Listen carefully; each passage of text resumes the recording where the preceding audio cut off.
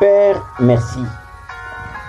Père, merci encore une fois de plus ce matin d'avoir permis que nous puissions nous lever et tourner notre attention sur toi, notre Créateur. Nous savons que la durée des vies de l'homme sur la terre est à compter au bout de doigts, comme le dit Psaume 90 au verset 10. C'est pour cette raison, Père, il est dit en Ephésiens 5, 16, rachetez le temps car les jours sont mauvais. Père, ce matin, je désire encore une fois tourner mon attention vers toi et te prier encore une fois de plus pour que tu nous délivres de la zone de confort. La zone de confort, c'est quelque chose à laquelle nous sommes conditionnés par rapport à l'environnement. C'est pourquoi il est dit en Romains 12 au verset 2, ne vous conformez pas selon les siècles présents, mais soyez transformés par le renouvellement de l'intelligence et que vous discerniez quelle est la volonté de Dieu, ce qui est bon, ce qui est agréable et ce qui est parfait. Père, permet que nous puissions quitter la zone de confort, car la zone de confort nous limite. La zone de confort nous pousse à agir selon nos expériences. C'est pourquoi ta parole déclare en Proverbe 3, verset 5, confie-toi à l'Éternel de tout ton cœur et ne t'appuie pas sur ton intelligence. Oui, Père, tu ne veux pas que nous puissions nous appuyer sur notre zone de confort.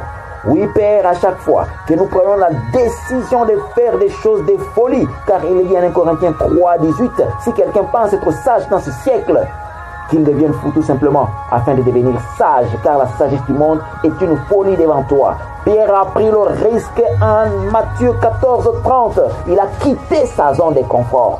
Oui, les autres sont restés dedans, mais lui a expérimenté quelque chose de nouveau. Il a retiré ses pieds de la barque pour les poser sur l'eau. C'est quelque chose qu'il n'avait jamais vu quelqu'un faire avant, mais parce qu'il a reçu l'autorisation du Maître, il a risqué. Au Père, donne-nous la capacité de risquer certaines actions. Même si nous ne comprenons pas, permet que nous puissions risquer. Pierre a risqué. Le résultat, c'est qu'il a expérimenté le fait d'être stable au-dessus des eaux. Pierre n'était pas un fantôme, mais il a marché sur les eaux à la rencontre du Messie, car il a reçu l'autorisation de le faire. Au Père, il est dit en 1 Jean 4, 17, tel toi Dieu tu es, tel nous sommes. Nous avons reçu l'autorisation comme Pierre l'a reçu. Mais pourquoi nous devons continuer à nous recroqueviller sur notre zone de confort? Il est dit en 2 Timothée 1, 7 que nous n'avons pas reçu un esprit de timidité, de faiblesse ou de peur, mais nous avons reçu un esprit d'amour, de sagesse et de force. Pourquoi allons-nous continuer à nous recroqueviller? Au Père, permet encore une fois de plus et produit en nous le vouloir le faire, comme le dit Philippiens 2,13, que nous puissions quitter la zone de confort. Nous voulons quitter le populisme, nous voulons quitter le conformisme, car il est dit en Deutéronome 12 au verset 30, ne faites pas comme eux, ne les copiez pas. Père Paul, pour agir, en Galates 1 au verset 16, il n'avait consulté personne ni personne. Au Père, ta parole dit en 1 Corinthiens 2,15 que l'homme spirituel juge de tout, il n'est pas lui-même jugé par qui que ce soit. Au Père, merci encore une fois de plus, car tu vas permettre que nous puissions quitter la zone de confort. Car Daniel a refusé de rester dans le conformisme. Il a dit, je vais continuer à prier en Daniel 6 au verset 26. Quoiqu'il fût arrêté, jeté dans la fosse au lion, mais il a refusé de se conformer. Oh Père, merci encore une fois de plus, car Noé en Genèse 7 a refusé de se conformer à la pensée populaire. Quoi qu'on se moquait de lui, il a continué à bâtir l'arche. On mettait de cabaret juste à ses côtés afin de se moquer correctement de lui. Mais cela n'avait pas brisé son mental. Il a continué à agir selon la révélation.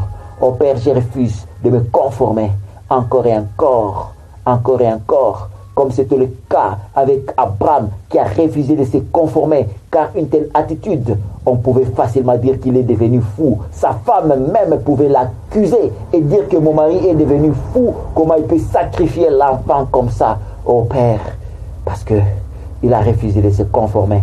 Il n'avait pas dit même aux gens qu'il avait l'accompagné au niveau de la montagne.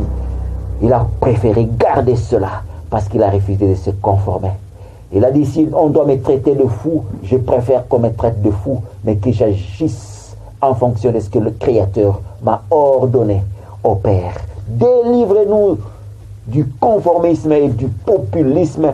Permet que nous puissions quitter la zone de confort et que nous puissions agir avec conviction. Car il y a en Romains 14 au verset 23, quiconque agit sans conviction, sans révélation, il pêche. Exprime-toi, ô Éternel, au nom de Jésus-Christ. Amen.